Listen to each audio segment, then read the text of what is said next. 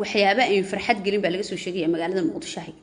Ilaahayga subxaana qaadirka culayska cariiriga ha ka dulqaado ummadda Soomaaliyeed meel walba ay joogtaba gaar ahaan shacabka maxaan ku dhahaa koonfurta Soomaaliya gaar ahaan kuwa ku nool caasimadda magaalada Muqdisho ee markaste qaraxyada bartilmaameedka la beegsado intaas ka sakow nimay dawladdu waxay ku baaqday dagaal ka dhana ilaa iyo haddana dagaal ka dhana ma arkayno dagaal la taaban karo oo la sheegi karo waxa galay dadku ku noolaa gobolada Hiiraan waliba ee Balweynta Xawaale xasan sheekh fagatax intuu dhaho isku soo sawray oo haddana fiilada soo xaluushay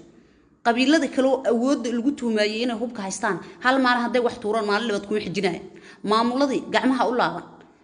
waa kuwana xildhibaanadii waxay ansixinayaan qoomuluudnimo iyo gaala sidii loogu dhawaan lahaa war heed cuqubadu xaqay naga haysataa cuqubadu shacabkeena waa kuwana qabyaalad bay intaas la taagay social media